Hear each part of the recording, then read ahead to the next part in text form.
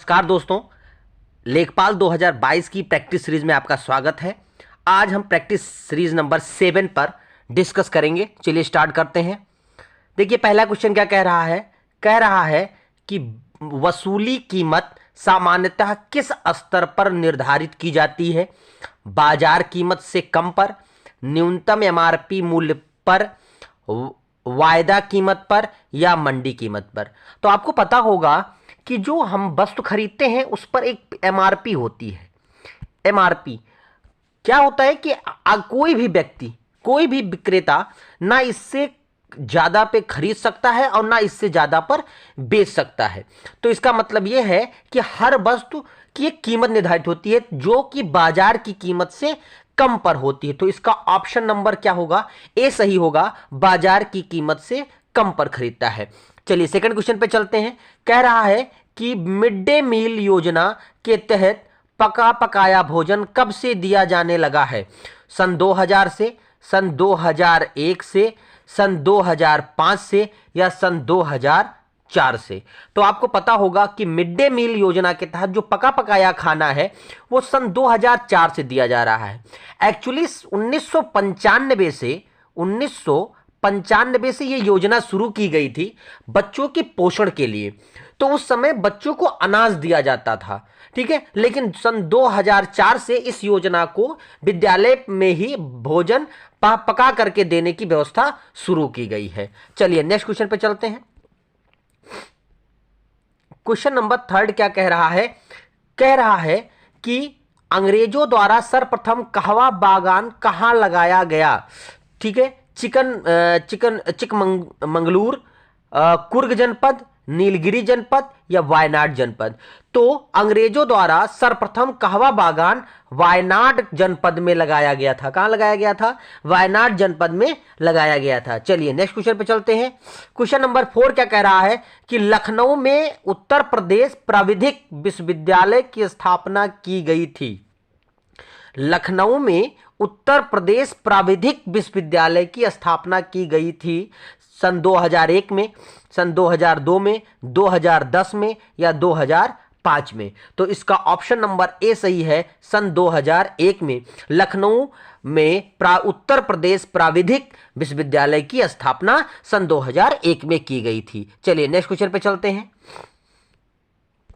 Question number 5 क्या कह रहा है कि अधोलिखित में किसमें प्रोटीन सबसे अधिक मात्रा में पाया जाता है? सोयाबीन, अंडा, उर्द या चना। तो सर्वाधिक प्रोटीन की मात्रा सोयाबीन में पाई जाती है। सर्वाधिक प्रोटीन की मात्रा सोयाबीन में पाई जाती है। और सोयाबीन के उत्पादन में अग्रणी राज्य कौन सा है? एमपी है, मध्य प्रदेश है। चलिए नेक्स्ट क्वेश्चन पे चलते हैं। कह रहा है छठा क्वेश्चन कि अमरूद उत्पादन के लिए निम्नलिखित में से कौन सा जोड़ा प्रसिद्ध है? लखनऊ प्रयागराज, प्रयागराज देहरादून और प्रयागराज सहारनपुर या आगरा देहरादून। तो इसमें लखनऊ और इलाहाबादी अमरूद का नाम सुना होगा आपने, ठीक है। तो प्रयागराज और लखनऊ के भी अमरूद आते हैं, काफी अच्छे मीठे होते हैं। तो इसका ऑप्शन नंबर ए सही होगा, लखनऊ और प्रयागराज में। चलिए नेक्स्ट क्वेश्चन चलते हैं। कह रहा है कि झूम खेती किन क्षेत्रों में होती है? मध्य प्रदेश में, राजस्थान में, तटीय क्षेत्रों में या पूर्वोत्तर भारत में। तो तटीय झूम खेती का मतलब होता है कि ढालदार जगहों पर पानी, इस तरह की पानी यहां से डाला जाता है और सरक कर चली जाती है पानी। झूम खेती का मतलब होता है ड्रिपिंग होती है कि पानी को, क्योंकि यहां पर ढाल होने के नाते पानी रुकता नहीं है, तो यहां पे झूम खेती समूह कहां पे? असम, अरुणाचल प्रदेश, इन सब क्षेत्रों में। तो इसलिए पूर्वोत्तर भारत में आपकी झूम खेती होती है। तो इसका ऑप्शन नंबर डी सही होगा कि झूम खेती पूर्वोत्तर भारत, असम, अरुणाचल प्रदेश, नागालैंड, इन सब क्षेत्रों में होती है। चलिए नेक्स्ट चलते हैं। क्वेश्चन नंबर 8 पे चलते हैं। ध्यान दीजिएगा, क्वेश्चन नंबर 8 क्या कह रहा है? कह रहा है कि 6ठी शताब्दी में वर्तमान उत्तर प्रदेश में कितने जनपद थे? देखिए 6ठी शताब्दी में वर्तमान उत्तर प्रदेश में कितने जनपद थे? 8, 15, 19 या 11, ठीक है। तो छठी शताब्दी में उत्तर प्रदेश क्षेत्र में कुल 8 जनपद आते थे, जैसे कौशल था, काशी था, अंग था, मगध था, ठीक है, मल्ल था, चेदी था, वत्सा, ऐसे जो है आते थे। ठीक है, तो ये सारे जो है क्या नाम है, उत्तर प्रदेश में आते थे। चलिए नेक्स्ट पे चलते हैं। आयरन की सर्वाधिक मात्रा किसमें पाई जाती है? सेब में, आंवला में, लीची में या अनानास में? काफी अच्छा क्वेश्चन है। आयरन की सर्वाधिक मात्रा सेब में पाई जाती है। किसमें पाई जाती है? सेब में पाई जाती है। चलिए नेक्स्ट क्वेश्चन पे चलते हैं। मापन के दौरान एक जरीब की लंबाई पूरी हो जाने की अस्थायी निशानी के रूप में जिस यंत्र का प्रयोग किया जाता है वह क्या कहलाता है? भूमि मापन के दौरान एक जरीब की लंबाई पूरी हो जाने के अस्थायी निशानी के रूप में जिस यंत्र का प्रयोग किया जाता है उसे क्या कहते हैं? राड, मार्कर, झंडा या सुआ? तो उसको कहते हैं सुआ। ठीक है, क्या कहते हैं? सुआ कहते हैं। ध्यान से एक बार पढ़ेंगे। भूमि मापन के दौरान एक जरीब की लंबाई पूरी हो जाने पर अस्थायी निशान के रूप में जिस यंत्र का प्रयोग किया जाता है उसे क्या कहते हैं? सुआ कहते हैं। चलिए नेक्स्ट क्वेश्चन पर चलते हैं। कह रहा है पत्राचार शिक्षा संस्थान कहाँ है? पत्राचार शिक्षा लखनऊ में, प्रयागराज, अलीगढ़ या कानपुर में? तो इसका ऑप्शन नंबर बी सही होगा, प्रयागराज में। पत्राचार शिक्षा संस्थान कहां पे है? प्रयागराज में। चलिए नेक्स्ट क्वेश्चन पे चलते हैं। ललितपुर जिले में स्थित है। ललितपुर जिले में स्थित है कुशीनगर जिले में, कौशांबी जिले में, देवगढ़ जिले में? ललितपुर जिले में कौन सा इनमें से स्थित है? कुशीनगर, कौशांबी, देवगढ़ या मांडी? तो इसका ऑप्शन नंबर सी सही होगा, देवगढ़। देवगढ़ कहां स्थित है? ललितपुर जिले में स्थित है। ठीक है, चलिए नेक्स्ट क्वेश्चन पे चलते हैं। क्वेश्चन नंबर 13 क्या कह रहा है? कह रहा है कि राज्य में शुक्रताल नाम से स्थल किस जिले में स्थित है? शुक्रताल, शुक्रताल नामक स्थल किस जिले में स्थित है? मुजफ्फरनगर, अयोध्या, बाराबंकी या सीतापुर? तो इसका ऑप्शन नंबर ए सही है, मुजफ्फरनगर। चलिए नेक्स्ट क्वेश्चन पे चलते हैं। क्वेश्चन नंबर 14 क्या कह रहा है कि चंद्रशेखर आजाद कृषि और प्रौद्योगिक विश्वविद्यालय, प्रौद्योगिकी विश्वविद्यालय स्थित है। कहां पर है? कानपुर में है, लखनऊ में है, मेरठ में है या सहारनपुर में है? तो चंद्रशेखर आजाद कृषि एवं प्रौद्योगिकी विश्वविद्यालय कानपुर में स्थित है। ठीक है, चलिए क्वेश्चन नंबर 15 पे चलते हैं। मुगल काल में चित्रकारी के संदर्भ में कौन सा कथन सत्य है? मुगल काल में चित्रकारी के संबंध में कौन सा कथन सत्य है? मुगल शैली को आगरा शैली के नाम से भी जाना जाता है। बाबर और हुमायूं के चित्रों पर फारसी भाषा का अधिक झलक था। अकबर के काल में भारतीय एवं फारसी शैली के मिश्रण से एक नई शैली का विकास हुआ या उपरोक्त में सभी? तो इसका ऑप्शन नंबर डी सही है। ये सारे कथन सही हैं। मुगल शैली को आगरा शैली कहा जाता था, पहली बात, ठीक है। और आगरा और जो बाबर और हुमायूं थे उनकी चित्रकारी फारसी प्रभाव पर ही थी, क्योंकि उन्हें भारतीय शैली को अभी ज़्यादा उन्होंने तवज्जो नहीं दी थी। लेकिन अकबर ने भारतीय शैली और फारसी शैली को मिश्रित करके एक नई शैली का विकास किया था। चलिए नेक्स्ट क्वेश्चन पे चलते हैं। 16 नंबर क्वेश्चन क्या कह रहा है? कह रहा है सब्जी के व्यापारिक खेती को क्या कहते हैं? सब्जी की व्यापारिक खेती को क्या कहते हैं? सेरीकल्चर, ओलेरीकल्चर, हार्टिकल्चर या सिल्वी कल्चर?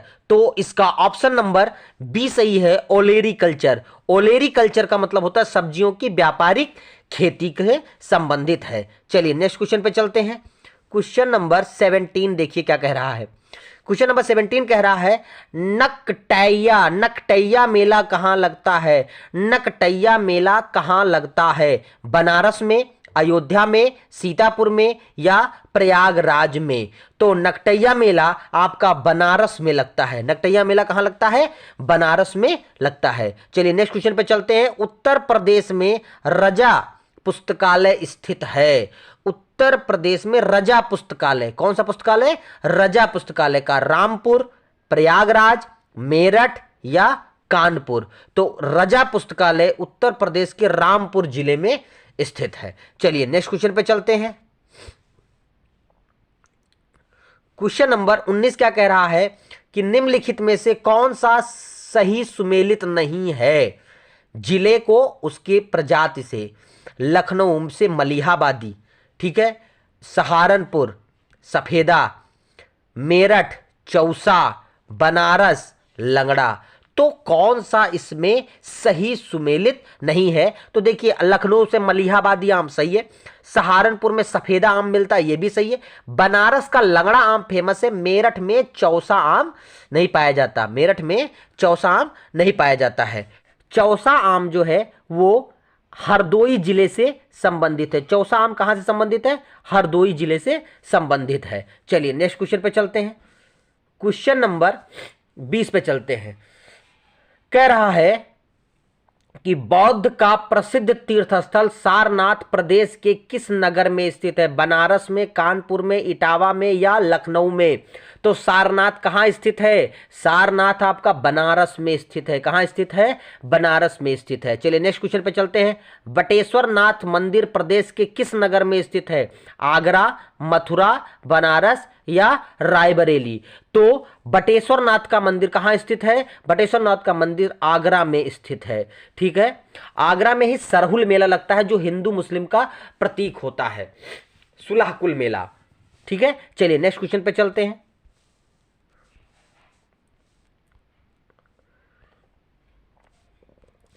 कह रहा है निम्नलिखित में से किसका गठन सन 2008 में किया गया था?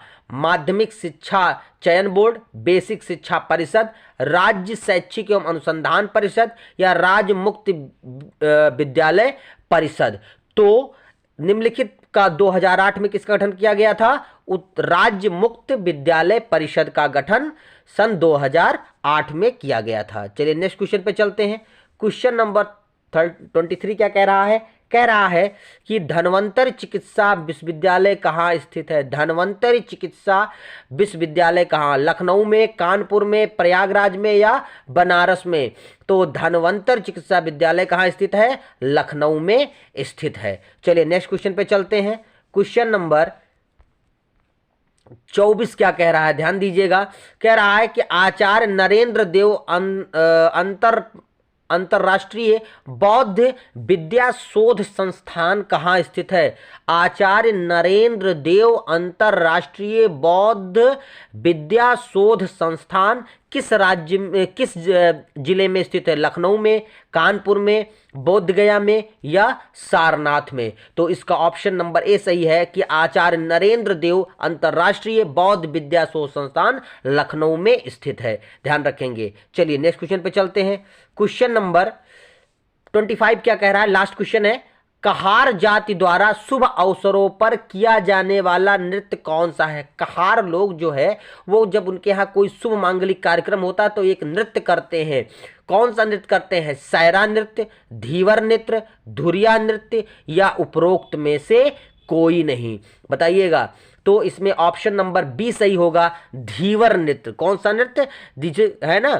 तो ये कहार जनजाति के लोग धीवर नृत्य करते हैं। जब उनके यहाँ कोई शुभ कार्यक्रम होता है तो कहार जनजाति इस पर नृत्य करते हैं। और ये अपनी बड़े जो राजपूताना घर में है वहां पे कहारों को बुलाया भी जाता है यही इसी नृत्य के लिए, उनके यहाँ जब कोई शुभ मांगलिक कार्यक्रम होता है तो। ठीक है, तो बस आज के लिए इतना ही। फिर नए वीडियो, नई क्लास और नए सेट के साथ हाजिर होंगे। तब तक के लिए जय हिंद, जय भारत।